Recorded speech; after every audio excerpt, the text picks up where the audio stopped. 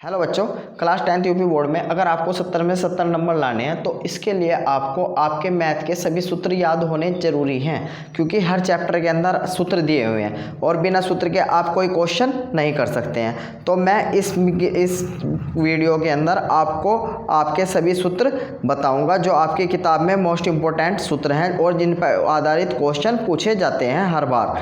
देखिए, जो इसमें फर्स्ट सूत्र है, इसमें दे रखा है भाज्य बराबर भाजक गुना भागफल प्लस शेषफल, और सेकंड नंबर पे दे रखा है दो संख्याओं का गुणनफल बराबर एचसीएफ गुना एलसीएम। इन सूत्रों पे आधारित ही क्वेश्चन पूछे जाएंगे, इससे अलग कुछ नहीं पूछा जाएगा। और तीसरे नंबर पे दे रखा है शून्यांकों का योग अल्फा प्लस बीटा बराबर माइनस बी बटे ए। ये जो तीसरा है और चौथा है और पांचवा है, ये जो सूत्र दिए हैं चैप्टर नंबर 2 में दिए हैं, और जबकि यूपी बोर्ड में चैप्टर नंबर 2 आपका कटा हुआ है। तो आप ये सूत्र ना मान्य करके आपको कौन से नंबर के सूत्र देखने हैं, पहला, दूसरा और छठा। तो छठे सूत्र में क्या दिया है, छठे सूत्र में दे रखा है a1 बटे a2 इक्वल नहीं है b1 बटे b2 के।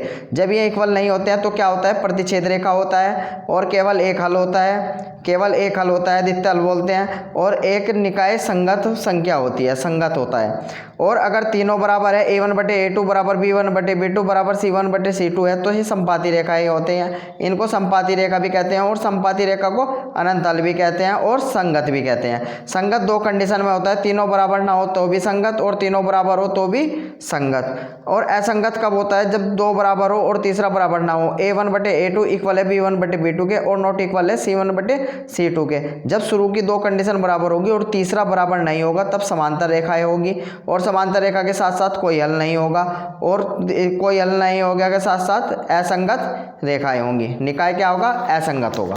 और अब जब देखिए, इसमें छठे सूत्र के बाद है अब जब सातवां सूत्र। सातवां सूत्र जो आपका इंपॉर्टेंट सूत्र है उसमें है विकत्तर डी बराबर बी स्क्वायर माइनस 4ac है। आठवें सूत्र में दे रखा है द्विघात समीकरण। द्विघात समीकरण x बराबर क्या है, minus B plus minus under root में बी स्क्वायर माइनस 4ac बटे में 2a।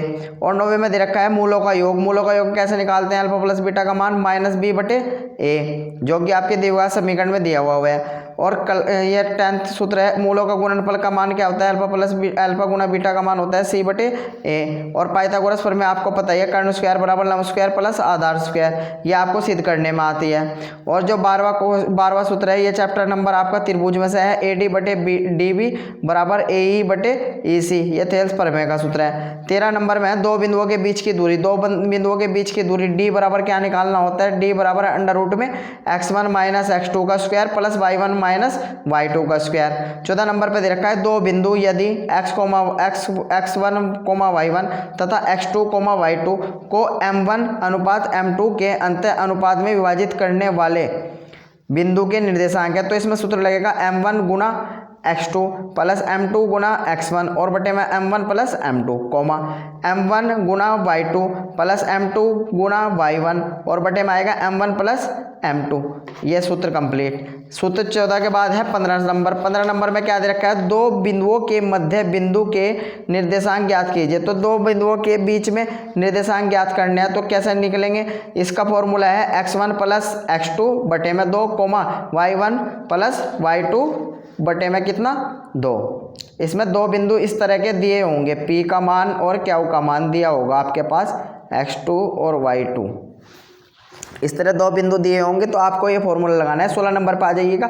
16 पे दिया होगा त्रिभुज के केंद्रक का निर्देशांक ज्ञात कीजिए। त्रिभुज के तीनों बिंदु दे रखे होंगे, ए के भी, बी के भी और सी के भी। तो आप क्या करोगे, इसमें इस तरह की कंडीशन में लगाओगे आप x1 plus x2 plus x3 के बटे में 3 coma y1 plus y2 plus y3 के बटे में 3, और इससे आपके क्या आ जाएंगे, त्रिभुज के केंद्र के निर्देशांक आ जाएंगे। त्रिभुज के केंद्र के क्या आ जाएंगे, निर्देशांक बिंदु आ जाएंगे।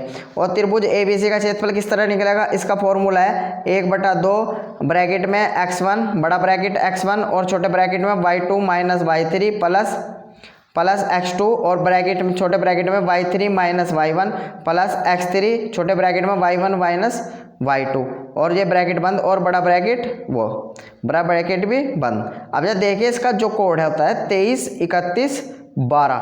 आप कोड के अकॉर्डिंग भी याद कर सकते हैं। क्या है ब्रैकेट के अंदर, छोटे छोटे ब्रैकेट में है 23, 31, 12 और वाई वाई वाई के साथ है 23, 31, 12। शुरू में जो बाहर दे रखे हैं वे एक्स दे रखे हैं, x1, x2 और x3। बड़े आसानी से आप कोड से इसे को याद कर लोगे। अब जो है त्रिकोणमिति के सूत्र, त्रिकोणमिति में क्या होता है, लाल बटे कक्का होता है, एल एल बटे के ए। तो पहला नंबर साइन का, दूसरा कोस का और तीसरा टैन का। साइन बराबर क्या होगा, लंब बटे करण, कोस बराबर क्या होगा, आधार बटे करण और टैन बराबर क्या होगा, लंब बटे आधार। और साइन का उल्टा क्या होता है, साइन का उल्टा होता है कोसेक और कोस का उल्टा क्या होता है सेक और टैन का उल्टा क्या होता है कोट। टैन का उल्टा कोट हो जाएगा तो कोट का मान हो जाएगा आधार बटे लंब। टैन का लंब बटे आधार है तो कोट का हो जाएगा आधार बटे लंब। कोस का उल्टा क्या होता है सेक, कोस का मान आधार बटे करण है तो सेक का मान हो जाएगा करण बटे आधार। साइन का मान लंब बटे करण है तो साइन का उल्टा हो गया कोसेक, कोसेक का मान हो जाएगा करण बटे लंब। अब जब देखिएगा 18 में दे रखा साइन 90 माइनस थीटा बराबर क्या आएगा कोस। अगर साइन 90 के साथ खुलेगा तो कोस बन जाएगा, टैन 90 के साथ खुलेगा तो कोट बन जाएगा और सेक 90 के साथ खुलेगा तो कोसेक बन जाएगा। याद रखिएगा ये भी। 19 नंबर पे वर्त का व्यास दे रखा है। वर्त का व्यास क्या होता है, 2 गुना त्रिज्या, आर कहते हैं त्रिज्या को। वर्त की परिधि क्या होती है 2 पाई आर और परिधि का 2 पाई आर होता है और पाई का मान क्या होता है 3.14 भी होता है और पाई का मान दूसरा होता है 22/7, दोनों मान लगते हैं। वर्त का क्षेत्रफल होता है पाई आर स्क्वायर। 22वें नंबर पे देखिएगा वर्ताकार बेलय का क्षेत्रफल क्या होगा पाई और ब्रैकेट में r1 का स्क्वायर माइनस r2 का स्क्वायर। जहां r1 व r2 क्रम से बाह्य व अंत वर्त की त्रिज्याएं हैं। 22 सूत्र के बाद देखिएगा अब जब सूत्र नंबर 23 सूत्र में क्या बताया, वर्त के त्रिज्या खंड का क्षेत्रफल ज्ञात कीजिए। तो वर्त के त्रिज्या खंड का क्षेत्रफल जब निकालेंगे थीटा बटे 360 गुना पाई आर स्क्वायर और वर्ताखंड का क्षेत्रफल क्या होता है, ये होता है आर स्क्वायर और बड़े ब्रैकेट में लिख लेते हैं पाई गुना थीटा और बटे में 360 माइनस साइन थीटा बटे में 2 बड़ा ब्रैकेट बंद। अब जब 25 नंबर पे देखिएगा घनाभ का कुल पृष्ठ क्षेत्रफल। घनाभ का कुल पृष्ठ क्षेत्रफल क्या होता है 2 गुना ब्रैकेट में होगा लंबाई गुना चौड़ाई प्लस चौड़ाई गुना ऊंचाई प्लस ऊंचाई गुना लंबाई, वर्ग मात्रक होता है। बी यहाँ पे चौड़ाई होती है, एल लंबाई होती है और एच ऊंचाई होती है। घनाभ के आयतन का फॉर्मूला होता है लंबाई गुना चौड़ाई गुना ऊंचाई घन मात्रक और घनाभ का विकर्ण का मान होता है अंडर रूट में L square plus B square plus H square. और 28वें में दे रखा है घन के संपूर्ण पृष्ठ क्षेत्रफल होता है 6 स्क्वायर वर्ग मात्रक और ए क्या होता है बराबर होता है भुजा। 29 पे आ जाइएगा घन का आयतन। घन का आयतन होता है भुजा की पावर 3 ए की पावर 3 घन मात्रक और घन का विकर्ण होता है अंडर रूट 3 ए मात्रक। और 31 पे दे रखा है बेलन का आयतन। बेलन का आयतन होता है पाई आर स्क्वायर एच। 32 में दे रखा है बेलन का वक्र पृष्ठ। बेलन का वक्र पृष्ठ होता है 2 पाई आर एच। 33 पे दे रखा है बेलन का संपूर्ण पृष्ठ 2 पाई आर ब्रैकेट में एच प्लस आर। 33 के बाद देखिएगा 34 नंबर सूत्र। 34 नंबर में क्या कहा है, शंकु का आयतन। तो शंकु का आयतन कितना होता है 1/3 पाई आर स्क्वायर एच होता है। और 35 पे दे रखा है शंकु का वक्र पृष्ठ। शंकु का वक्र पृष्ठ क्या होता है पाई आर एल। और 36 पे दे रखा है शंकु की तिर्यक ऊंचाई। शंकु की तिर्यक ऊंचाई एल, एल का बराबर होता है अंडर रूट में H square plus R square. शंकु के छिन्नक का आयतन होता है 1/3 पाई आर और ब्रैकेट में r1 का स्क्वायर प्लस r2 का स्क्वायर प्लस r1 गुना r2। और 38 में दे रखा है शंकु के छिन्नक का वक्र पृष्ठ। इसका मान होता है पाई एल और ब्रैकेट में r1 प्लस r2। और इसमें दे रखा है 39 में शंकु के छिन्नक की तिर्यक ऊंचाई। तो शंकु की तिर्यक ऊंचाई का मान होता है एल बराबर अंडर रूट में एच स्क्वायर प्लस ब्रैकेट में r1 माइनस r2 का स्क्वायर। और देखिए 40 नंबर पर आयत का परिमाप। आयत का परिमाप होता है 2 गुना लंबाई प्लस चौड़ाई। और 41 पे देखिए आयत का क्षेत्रफल होता है लंबाई गुना चौड़ाई। और 42 पे देखिए गोले का आयतन होता है 4/3 पाई आर की क्यूब। और 43 पे देखिए अर्धगोले का आयतन होता है 2/3 पाई आर की क्यूब। 44 पे देखिए गोले का वक्र पृष्ठ होता है 4 पाई आर स्क्वायर। 45 पे देखिए अर्धगोले का वक्र पृष्ठ होता है बराबर होता है 2 पाई आर स्क्वायर के। अब जब देखिए 46 नंबर। 46 नंबर पे है अब जब सांख्यिकी स्टार्ट है। सांख्यिकी कितने नंबर की आएगी आपकी 10 नंबर की आएगी, वेरी इंपॉर्टेंट है भी।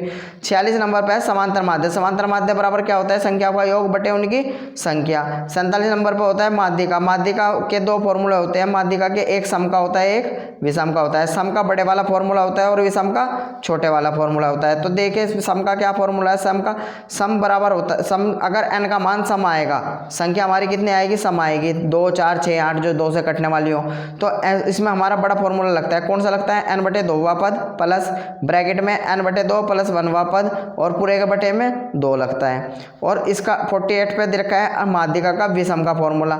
जब n का मान 2 से न कटने वाला हो, 1 हो, 3 हो, 5 हो, 7 हो, 9 हो, ये मान जब 2 से नहीं कटते हैं तो इसका फॉर्मूला लगता है विषम का। विषम का फॉर्मूला है छोटे वाला n प्लस 1 बटे 2वां पद। और ये 49 पे दे रखा है माध्य। माध्य का फॉर्मूला होता है सिग्मा एफ एक्स बटे सिग्मा एफ, जहाँ एफ पदों की क्या होती है? संख्या होती है।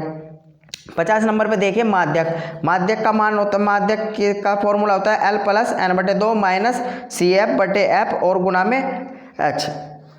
51 नंबर पे आपका बहुलक। बहुलक का फॉर्मूला होता है एल प्लस ब्रैकेट में F1 माइनस F0 और ब्रैकेट में नीचे होता है 2 गुना F1 minus F0 minus F2 गुना H। इसको आप कोड से भी याद कर सकते हो, 10 बटे 2102 10 बटे 2102 के अकॉर्डिंग भी आप इसको याद कर सकते हैं। करीब करीब मैंने आपके सभी के सभी क्या कर दिए हैं? सूत्र आपको बता दिए हैं। जबकि आपको कुछ सूत्र इसमें, जैसे कि ये सारणी नहीं बताई गई है, इस सारणी को आपको हमने पहले वीडियो में आपको बनाना सिखा रखा है। अगर आपको नहीं दोबारा से बनानी आई तो मैं दोबारा से इसकी वीडियो बना दूंगा। धन्यवाद।